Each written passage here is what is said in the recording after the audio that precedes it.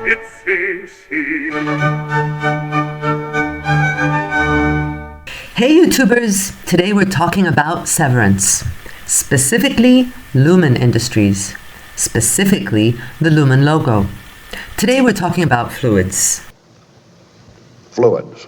Yeah, I mean it's a teardrop shape, so it's some kind of fluid. It's not an actual teardrop, is it? I mean, maybe it should be. Anyway, let's share and discuss the fan theories about which fluid it represents.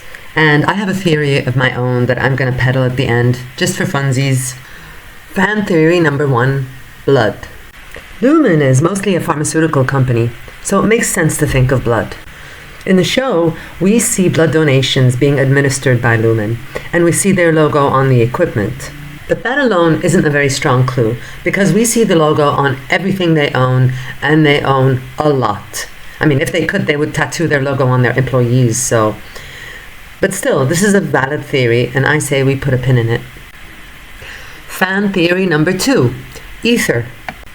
So Lumon got its start with ether. We see a bottle of ether in Cobel's shrine. We see the ether factory where she worked as a child, and we repeatedly see that painting of Keir and his wife in the ether factory. So ether is definitely relevant to Lumon. It was very relevant back in the day, maybe not so much anymore. Maybe the logo meant ether, but evolved as their work evolved. Either way, we should put a pin in that one too. Fan theory 3, water. Now, this is a strong theory, and it's the one I mostly subscribe to, because we see water all over the show. Your Audi values water. Even the files are named after places on or near water, like Cold Harbor. In that episode where we go and visit Cobel's town, and almost every other shot is like this one here. The water tower features so much it might as well be its own character. In fact, it is. And remember, Keir invites you to drink of his water. Water, water, water. So I have this theory, and I'm not the only one, that maybe Lumon is experimenting on the whole town. Maybe they put something in the water that changes people. Maybe people like Rickon and his weird posse of water dinner drinkers. I don't know. There's something seriously wrong with these people. So if I were a betting gal, I would put my money on water. Maybe spiked water. Spiked with what, you may ask? Well, can I throw in soap? Yeah, I know it's far-fetched, but I draw on the show itself and the lore of the show to talk about soap. And when I say lore, I mean this document, the MDR Employee Orientation Handbook. That's a thing that exists, and you can find and read it, and it's actually a fun read. But the parts that are relevant to this theory are pages 15 and 16. Page 15, Health and Hygiene. This page instructs employees to wash their hands at least 10 times a day. That's 10 times every 8 hours. That's once every 48 minutes. And that's a minimum. Additional hand washing is required before and after eating and before and after using the facilities. I mean, I understand washing your hands after using the bathroom, but why before? Especially when you wash every 48 minutes and after eating. But the last one here is a real beauty. When coming in contact with a coworker.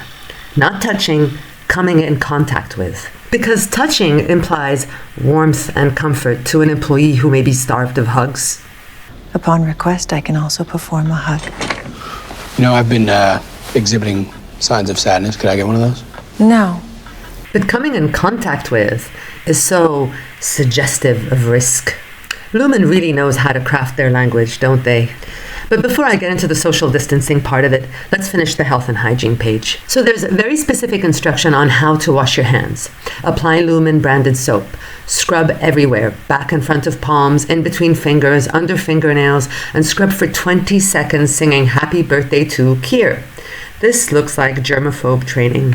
I mean, this is serious OCD behavior. But could this possibly be about something more than hygiene or the ritual of hand washing?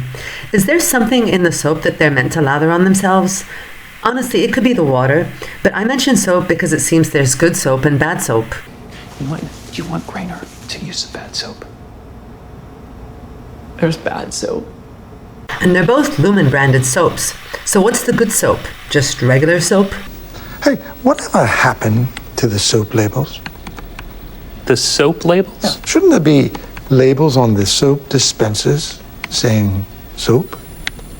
There's never been that. We all know it's soap. So it's also possible that all of this has nothing to do with health and hygiene and everything to do with politics. So let's take a good look at page 16, interdepartmental fraternization. They just basically tell the staff not to commingle or get too close so they don't pass the cooties to each other. Social distancing, you know, for their health and safety. The hand washing could just be a way to keep the fear of germs central to their survival training, which would encourage them to keep their distance from everybody, especially other departments. So if the obsessive hand washing isn't about the water or the soap, then my theory sucks. But if it is, then wouldn't that make this scene even more interesting?